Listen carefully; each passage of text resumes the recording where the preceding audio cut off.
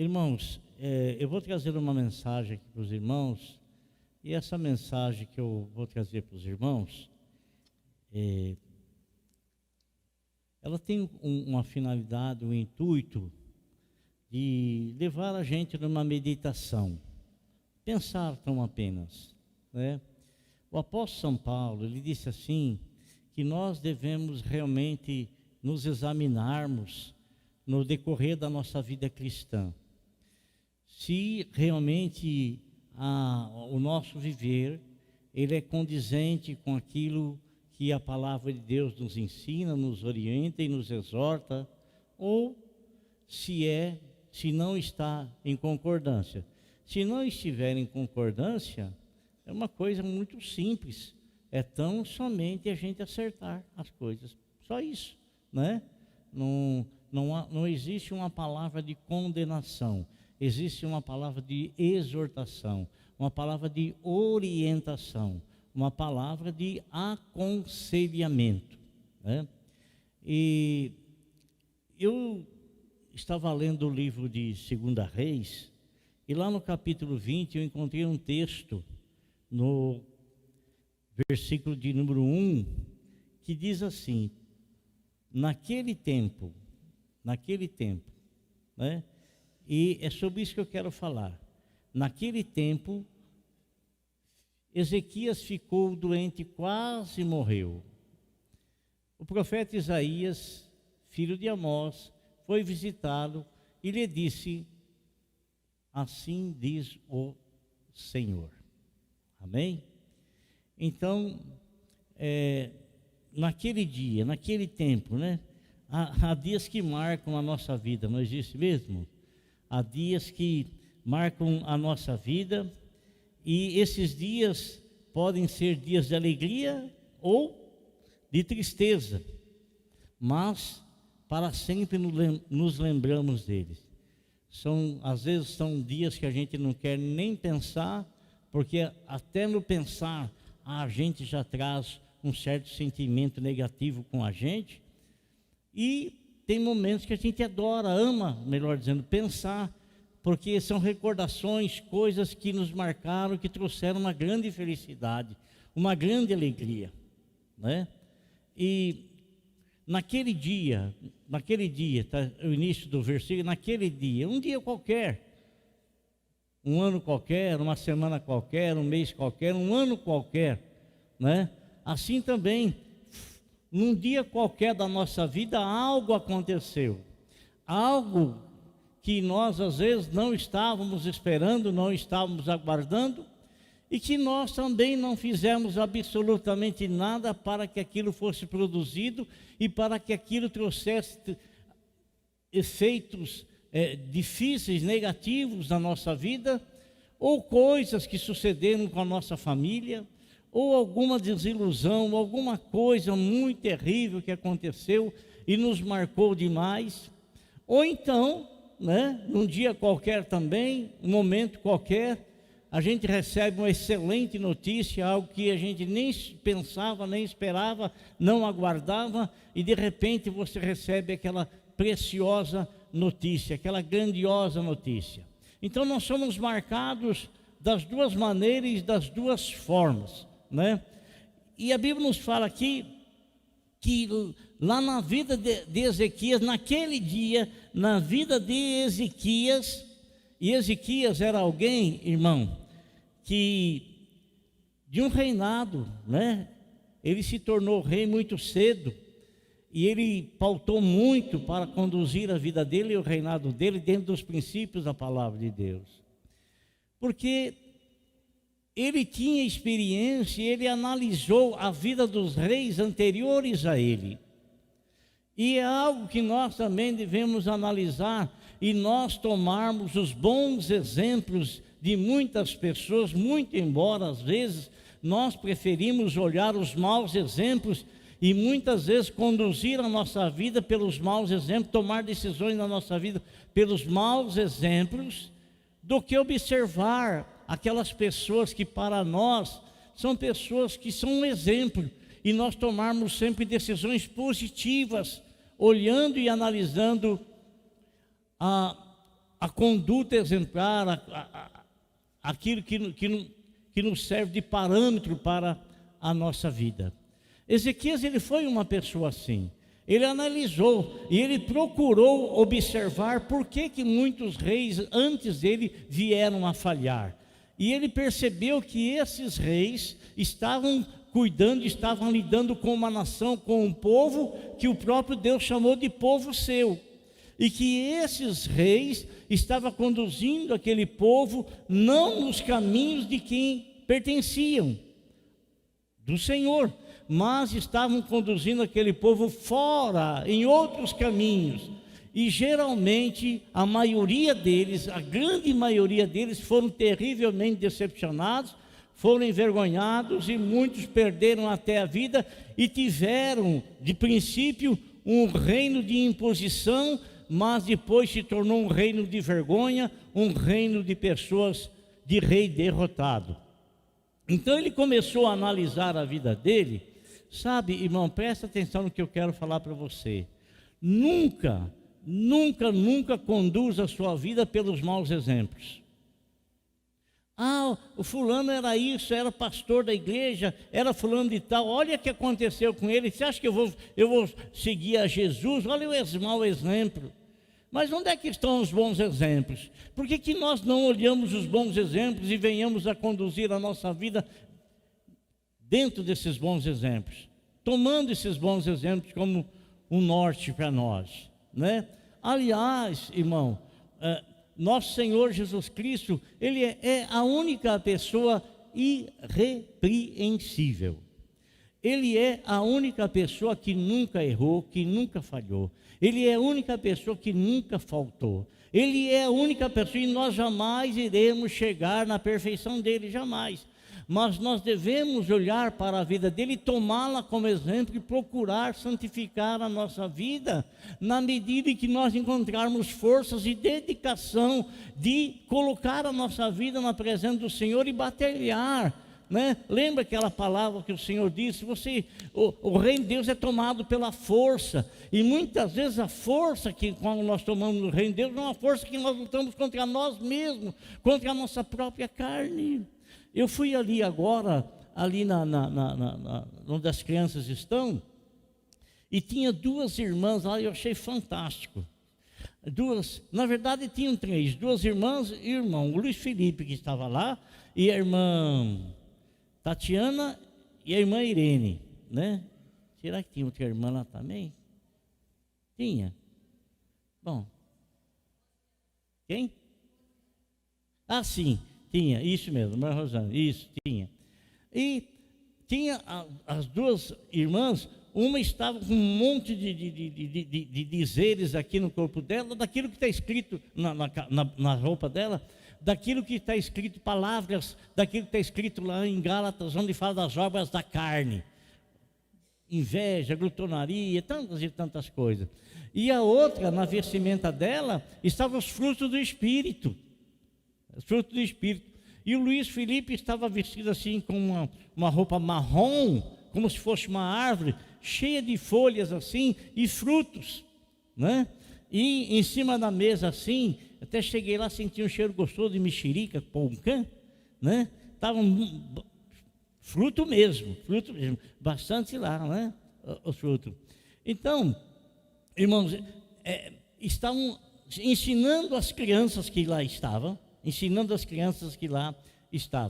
Então, Ezequias, ele tinha uma preocupação de conduzir a vida dele, de conduzir o reinado dele dentro dos princípios da palavra de Deus, tanto que as maiores decisões que ele tomava na vida, ele buscava um aconselhamento com um homem chamado Isaías, que era um profeta, era alguém que estava na presença de Deus, era alguém que buscava a presença de Deus, era alguém que estava separado por Deus. Lá no livro de Isaías, no capítulo 6, fala da separação dele, da consagração dele como profeta do Senhor, separado para ser unicamente usado pelo Senhor. E ele vivia em constante comunhão com o Senhor, o que deve se viver todos os profetas, em constante comunhão com o Senhor. E hoje, quando nós falamos profetas, nós falamos também dos profetas que profetizam a palavra de Deus, porque a palavra de Deus, ela é profecia,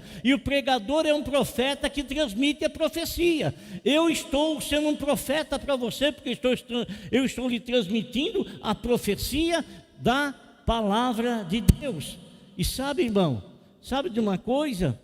Está escrito lá que nós devemos examinar todas as profecias, isso é, examinar toda a palavra que é pregada, se ela realmente está de acordo com os princípios bíblicos ou não está de acordo com os princípios bíblicos. Nós não vamos julgar o profeta em si, mas vamos julgar a profecia, se a profecia tem respaldo bíblico, se a profecia é concernente à palavra de Deus, ou se há uma interpretação a bel prazer, uma interpretação exagerada, uma interpretação fora da exegese, uma interpretação fora dos princípios bíblicos, uma interpretação fora que vai ensinar às pessoas coisas que não estão na palavra.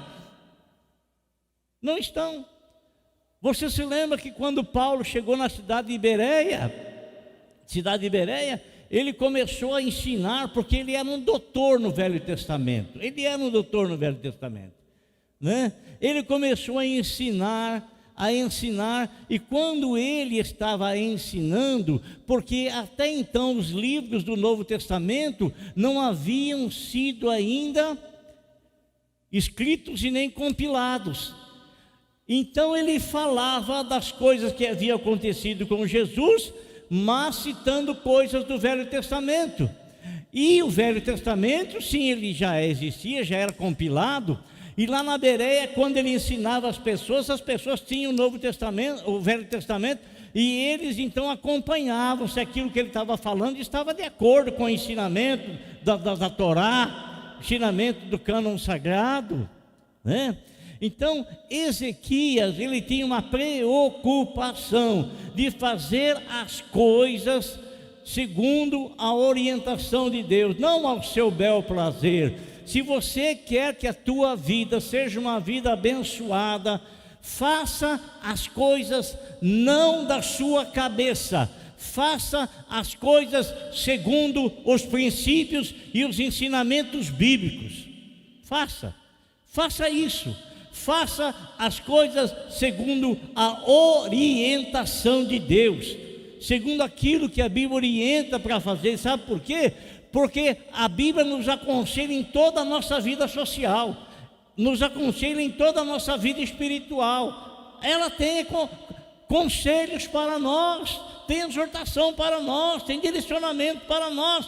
E se você quiser que as coisas deem certo, procure fazer segundo os princípios da palavra de Deus. E Ezequias tinha essa preocupação, sabe, irmãos? E enquanto ele tinha essa preocupação, ele tinha comunhão com Deus. Ele tinha o quê? Intimidade com Deus. As coisas que ele fazia tinham a aprovação de Deus, porque Deus o abençoava. E Deus fazia com que todo o empreendimento dele e todas as coisas que ele planejava e projetava e colocava em prática tivesse a bênção de Deus, e Deus dava-lhe a bênção da prosperidade. Agora, irmãos, olha, você sabe, a Bíblia nos fala aqui que o profeta Isaías, filho de Amós, foi visitá-lo. Mas por que Isaías foi visitá-lo? Foi fazer uma visita de rotina? Foi fazer uma visita pastoral, né? E visita pastoral, irmão João, visita pastoral é você ir na casa do irmão da igreja e você fazer o que tem que ser feito. Acabou. Pronto. Isso. Visita pastoral não é para você ficar 2, 3, 4, 10 horas na casa da outra pessoa. Visita de amigo, aí é outra coisa, né?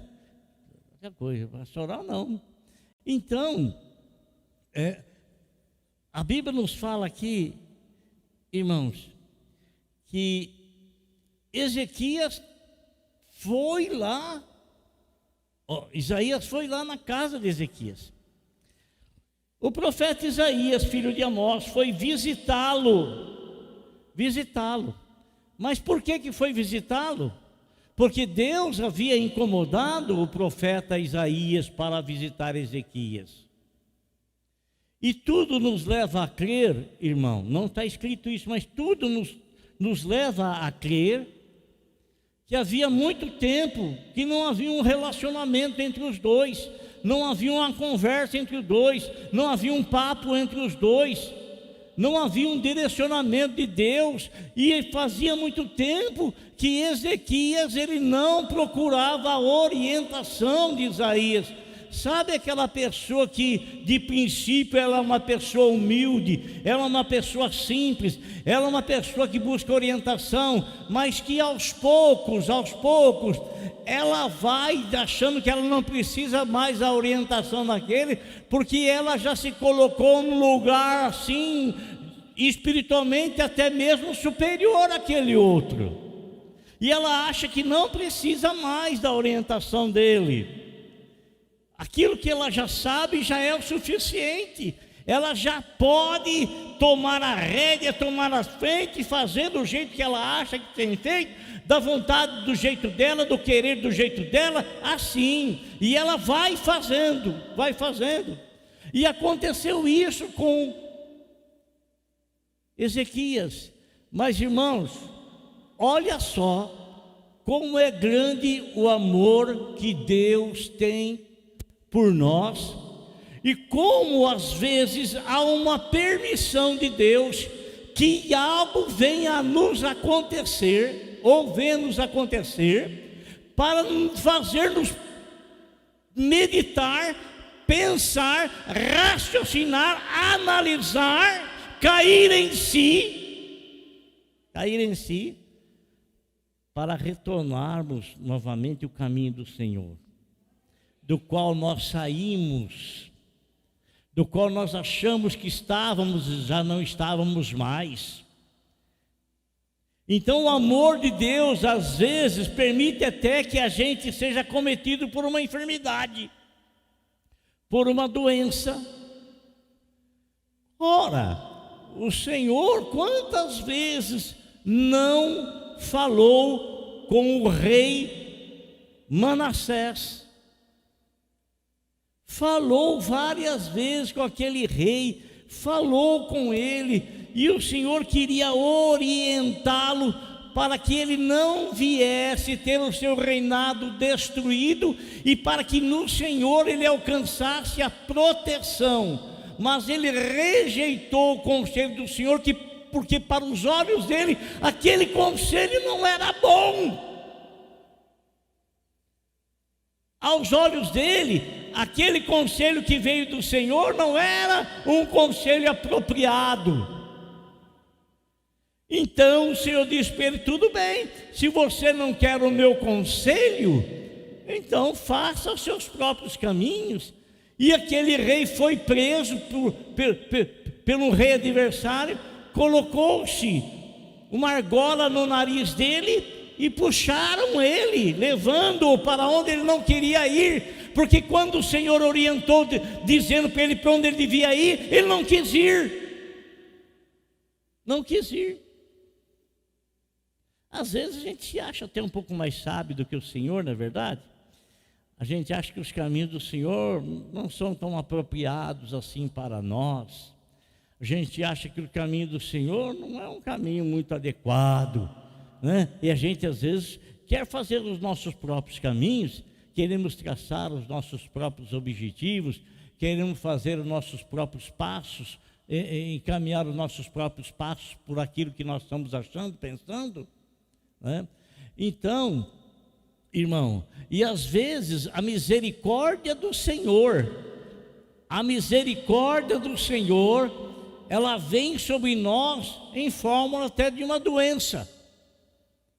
Porque Ezequias, ele estava tão longe do Senhor, tão longe do Senhor, tão longe do Senhor.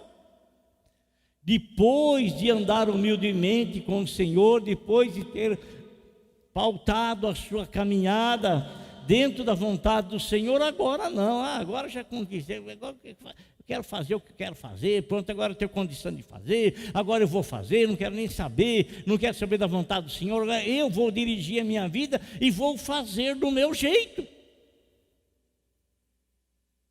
da maneira como eu quero. Então, às vezes, amado, nós deixamos de ser servos do Senhor. Você lembra daquilo que o Senhor Jesus Cristo disse para as pessoas lá?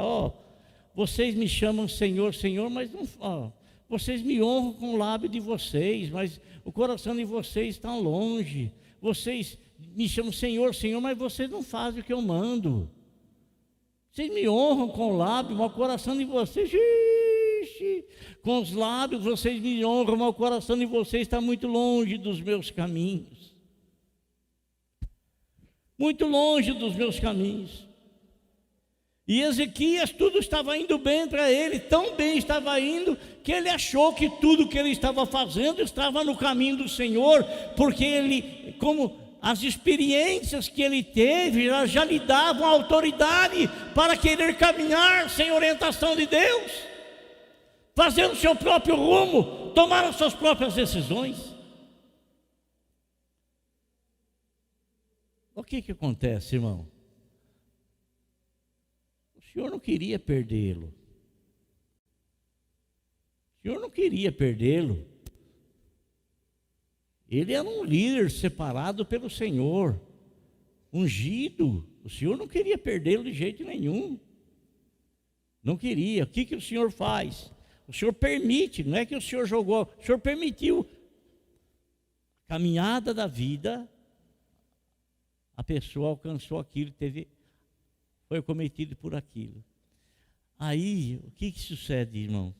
Nos diz aqui a Bíblia que o profeta Isaías, ele veio na autoridade do Senhor, e ele disse: assim diz o Senhor, falou para Ezequias, assim, eu não estou falando em meu próprio nome, eu estou vindo aqui porque o Senhor me mandou, eu não estou me auto-intitulando, eu estou aqui no nome do Senhor, e assim diz o Senhor. E aí ele trouxe uma mensagem. Você sabe que muitas vezes a mensagem do Senhor ela é rejeitada? Jeremias mesmo, ele trazia a mensagem do Senhor para o povo de Israel, mas aquelas pessoas que estavam na liderança, os religiosos, eles não aceitavam e nem permitiam que o rei fosse orientado pelas profecias, porque as profecias de Jeremias não eram em concordância com aquelas profecias fabricadas pela vontade do homem. Não era. E Jeremias, ele foi preso, apanhou por cada mensagem, mas ele não arredou o pé. O que eu falei está falado e vai se cumprir da forma como o Senhor me mandou falar. Eu não estou falando em meu próprio nome, não estou ouvindo em meu próprio nome, não estou aconselhando em meu próprio nome, não estou profetizando em meu próprio nome, mas eu estou fazendo é no nome do Senhor. É no nome do Senhor. E aí, ele vem com uma mensagem. Você se lembra aquela mensagem que Naamã recebeu daquele profeta lá de Samaria?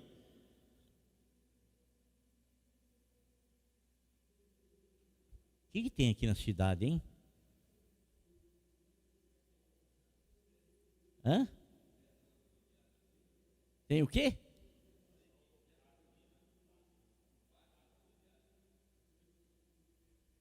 Show? É. Desde a Roma antiga é assim. Pão e circo. vontade. Então, irmãos, olha aqui.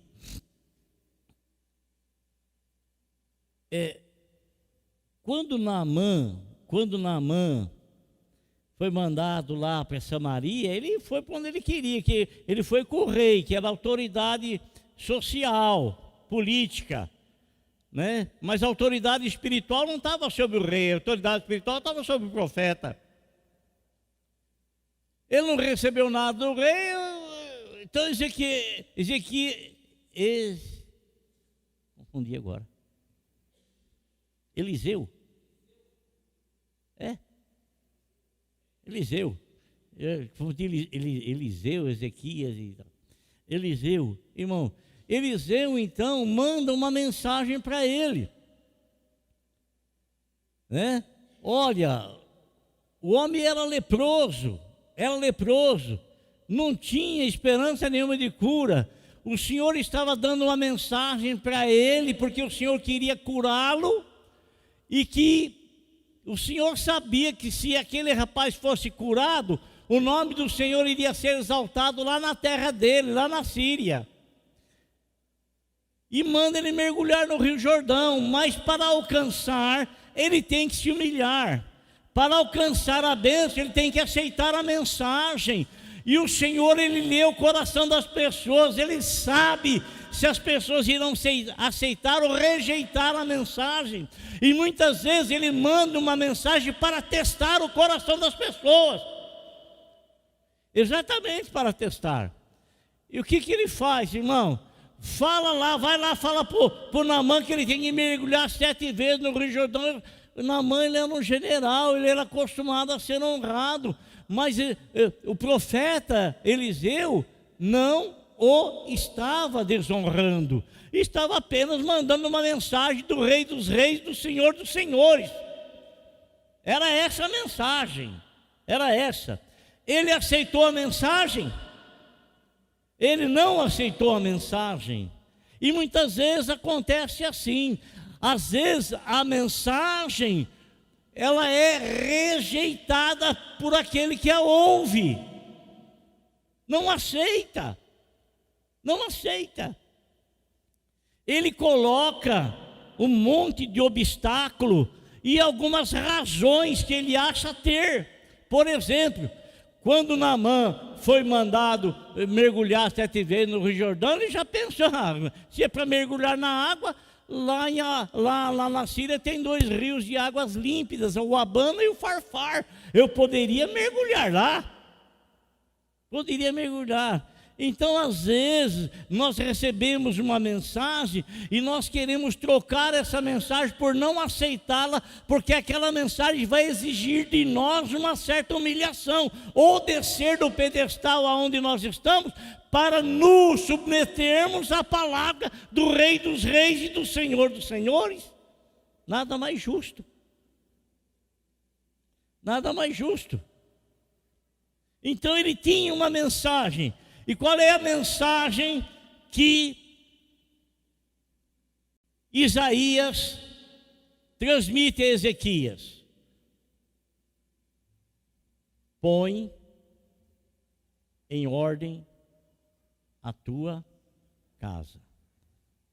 Quando está falando assim, irmãos, olha, a família dele, não estava querendo dizer concernente à família dele, não estava querendo dizer sobre a casa dele, o palácio onde ele vivia, estava querendo dizer da vida pessoal dele, a vida pessoal.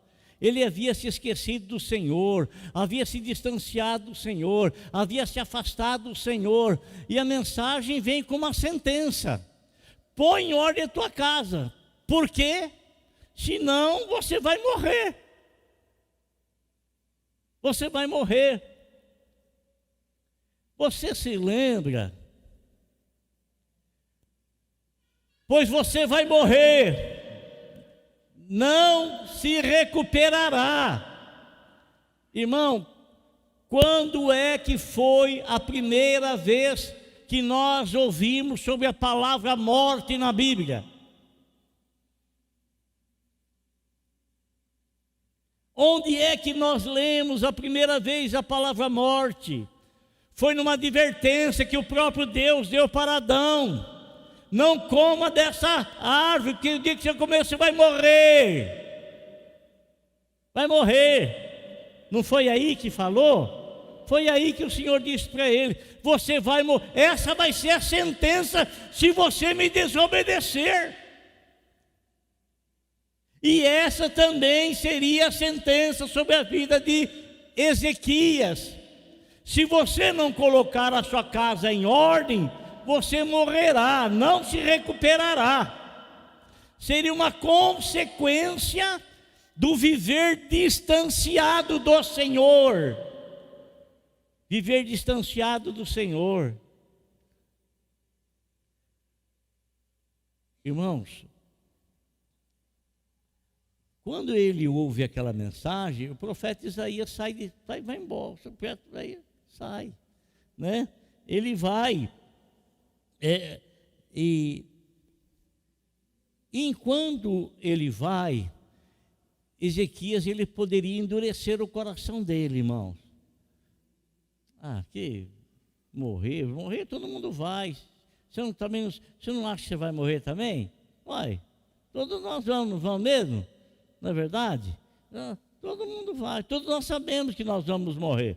Todos nós sabemos, né? Todos nós sabemos. Mas só que tem um porém, sabe, irmão?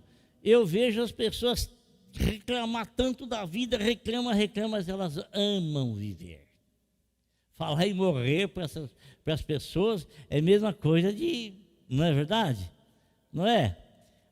A gente passa, irmão, é tempestade, é trovão, é rajada, é metralhadora, é tiro de espingarda, de canhão. A gente enfrenta tudo, a gente fica abatido tudo, mas a gente não quer morrer, a gente quer permanecer vivo. Não é assim, não? A gente quer estar vivo. Falar em morrer é um peso.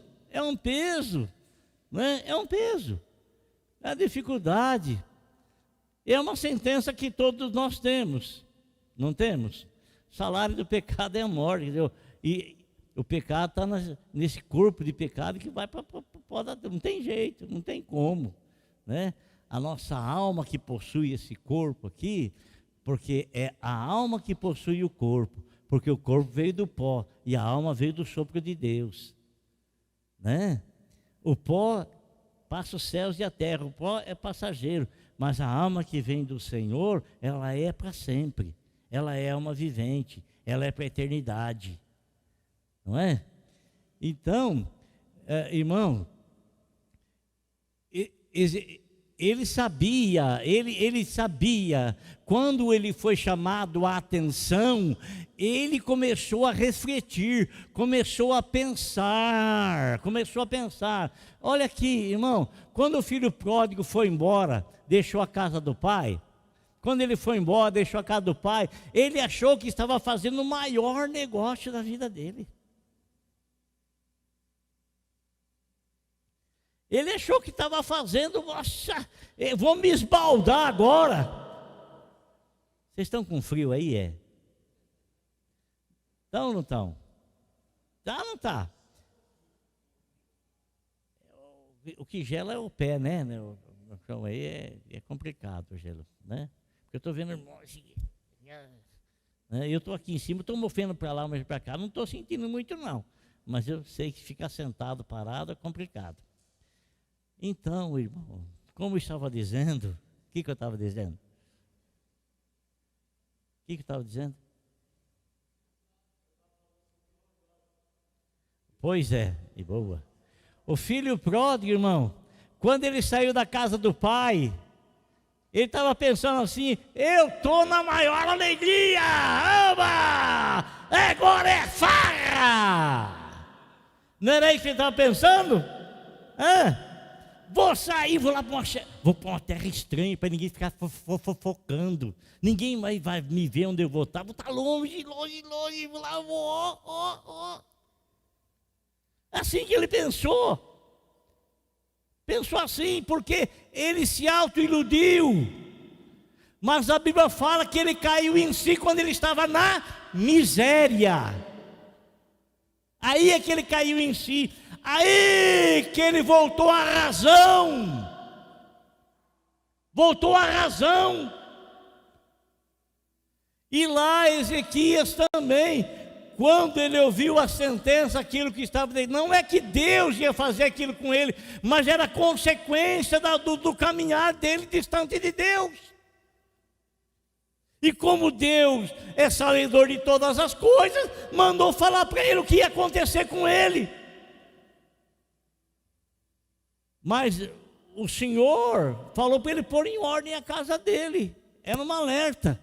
Mas o Senhor não prometeu para ele que se ele pusesse a casa em ordem, ele não iria morrer. Não falou nada para ele. Mandou pôr a casa em ordem, porque ele ia morrer e pronto, acabou. Então ele caiu em si. E quando ele cai em si, o que ele faz? Ele ora. Ele fala com Deus. Irmão, não deixe de conversar com Deus. Não deixe de falar com Deus. Não deixe, não abandone essa prática, que é uma prática do cristão verdadeiro.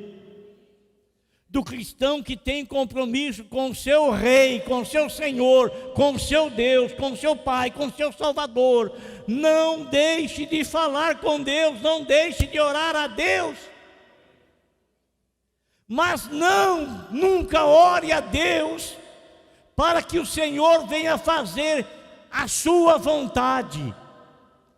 Nunca ore a Deus pedindo para Deus: Senhor, faz o que eu quero, faz o que eu desejo. Nunca. Porque os pensamentos de Deus são mais altos do que os teus pensamentos. Os caminhos de Deus são mais altos do que os teus caminhos. O caminho do Senhor é santo. O caminho do Senhor é perfeito. A palavra do Senhor. Peça para Deus fazer a vontade dEle na sua vida. Ainda que a vontade de Deus na sua vida não esteja de conformidade com aquilo que você quer, com aquilo que você deseja, com aquilo que você pensa, mas é o melhor caminho. É o melhor caminho. É o melhor caminho. Amém? É o melhor caminho. É um caminho que você vai sujeitar o teu eu à soberania do Todo-Poderoso, do grande eu sou. É o caminho onde você vai se humilhar diante do Rei dos Reis e aonde Ele vai te exaltar. É o caminho, meu amado irmão, aonde você vai seguir a orientação dEle e Ele vai ser responsável pela bênção sobre a sua vida. Amém? Ezequias, ele orou ao Senhor. Quanto tempo fazia que ele não orava ao Senhor? Ele orou ao ponto de cair lágrimas. Quanto tempo será que ele orava sem, falava assim com Deus? E nunca o sentimento dele foi tão tocado como naquele dia. Porque fazia tempo que o coração estava longe dele, se tornou uma pessoa religiosa e perdeu o sentido da espiritualidade diante do Senhor. Amém? Mas ele foi curado. Ele foi curado na alma e na enfermidade física também. Glória a Deus. Ele foi curado. Quando estamos no caminho do Senhor, nós somos sarados pelo Senhor, somos curados pelo Senhor. Glória a Deus. Deus é bom em todo o tempo, mesmo naquela hora que parece que não está sendo bom, mas Ele é bom, é porque o caminho dele é muito maior do que o teu.